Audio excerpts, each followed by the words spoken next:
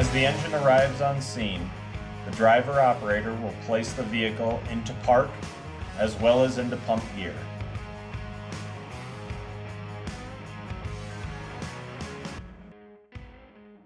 Once this is complete, the engineer will exit the vehicle and locate the first 100-foot stick of Wildland hose.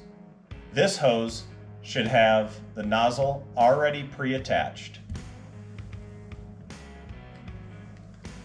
The driver operator will then roll out that 100-foot stick of hose and connect it into a discharge of choice.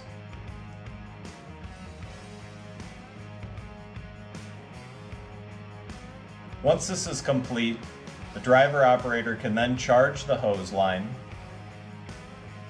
increase the RPMs to the correct pressure, and test the flow of water.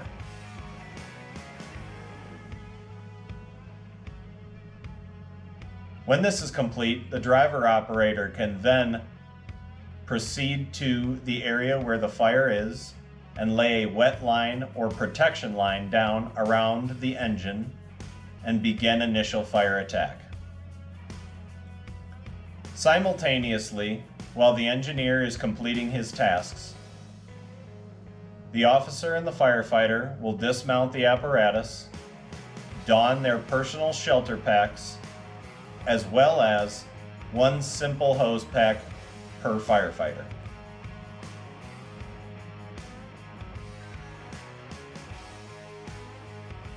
The crew will also make sure that they locate a hose clamp and take it out of one of the packs.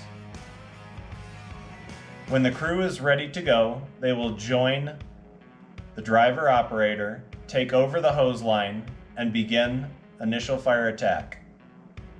Firefighter 1 has the nozzle, Firefighter 2 is the second person.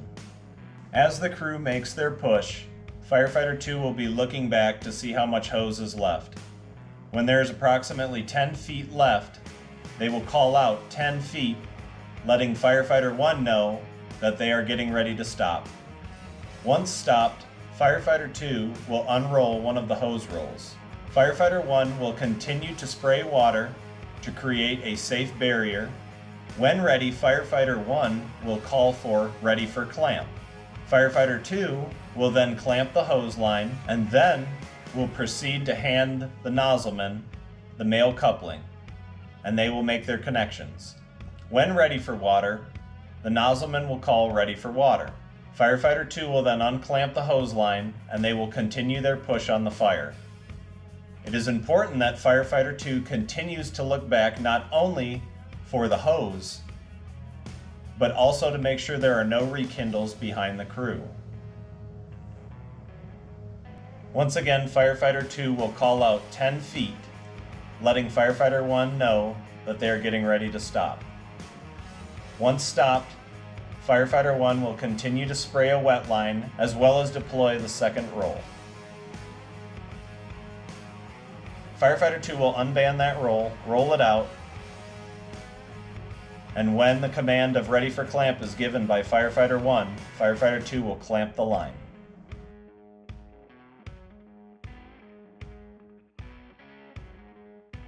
Again, we're passing off male to male. Firefighter 2 will hand up one male, Firefighter 1 will hand his male back. They will make their separate connections. Once Firefighter 1 has run out of hose, Firefighter 2 will switch positions. Firefighter 2 will now become Firefighter 1, and Firefighter 1 will now become Firefighter 2. They can continue their push on the fire. For safety reasons, the speed at which the crew moves will be dictated not only by fire behavior, but also by terrain. If it is unsafe to move at a quick pace, make sure you slow down. Whichever firefighter is in the position of the nozzle, they are the ones that dictate the speed as well as the commands of the operation. You should never clamp a hose line unless directed to by the nozzleman.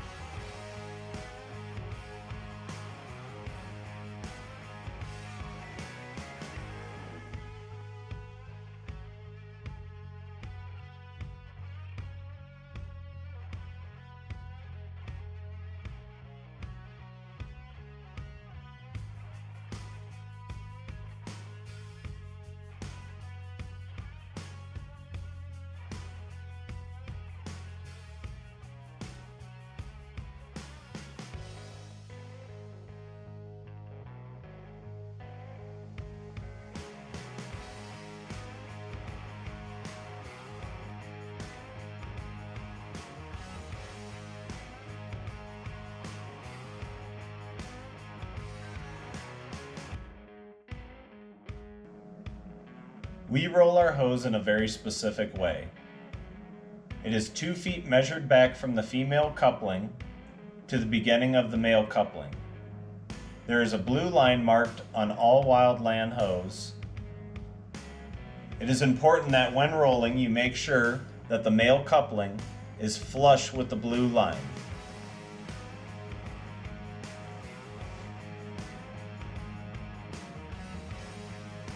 And again, how we measure is from the start of the hose and the female coupling 2 feet back, and that is where the male coupling is placed.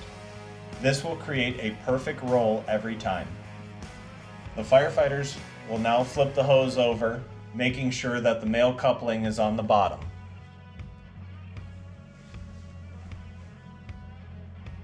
The firefighter holding the couplings will double check again that the male coupling is even with the blue line.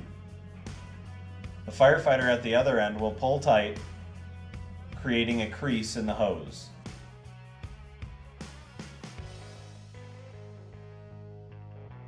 Once he has found the crease, the firefighter with the couplings can drop them on the ground, and the firefighter with the crease will proceed to the hose roller. When rolling hose, we use the J method. You go over the top, underneath the bottom, and then put your crease inside the bar.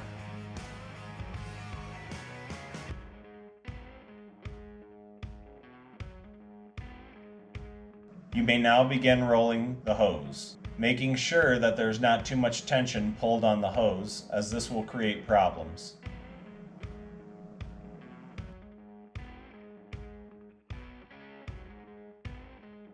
When complete, the hose roll should look just like this. The male coupling will be slightly behind the female coupling.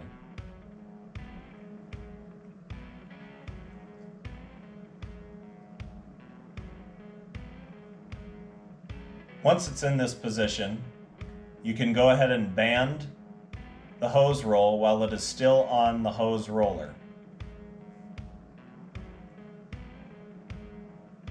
This will prevent the hose from falling apart when you disconnect the hose roller. Make sure to dress up the hose neatly before it is packed.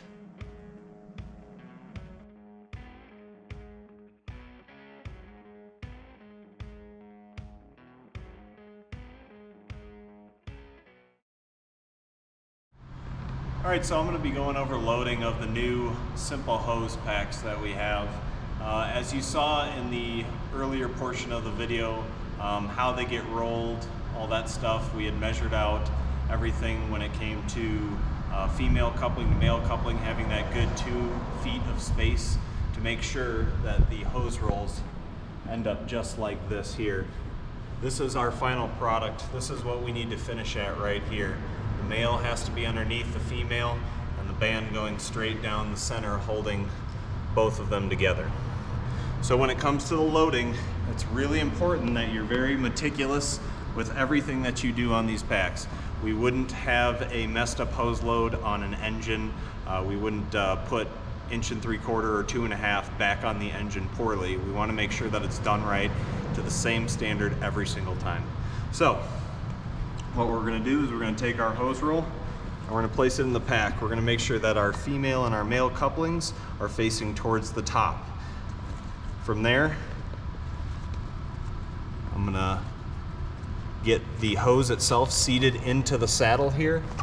We don't want it way down here. We don't want it way up in the pack like this.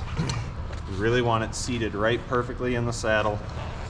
And we have these pre-measured so that when we go through the loop, then we end up coming back underneath the actual buckle, and we don't want any more than that hanging out of the buckle itself. So when it deploys, it comes out very easily.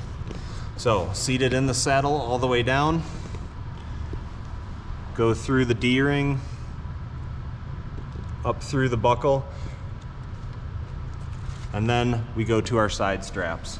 So for our side straps, we never want them extremely snug down super tight like this. We don't want to do this. It'll actually hold the hose roll in the pack. What we want is just snug. That's it. That's more than enough.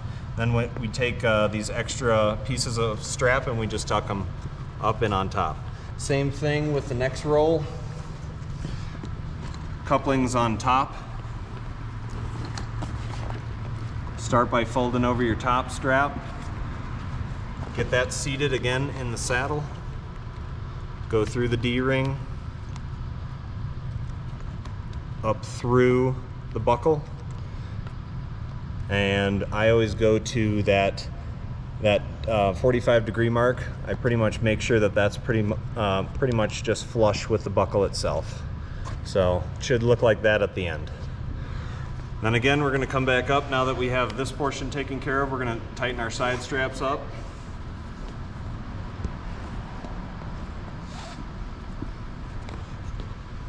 To where they're snug. We don't need them overly tight. And then we're just going to tuck those back in. Another big thing that we have to remember with these packs is that after the deployment, we need to take the deployment pull strap and we need to snap it back into the snap itself. If this is not done, these can get wrapped around the actual strap, which makes pulling a lot more difficult when it's on somebody's back.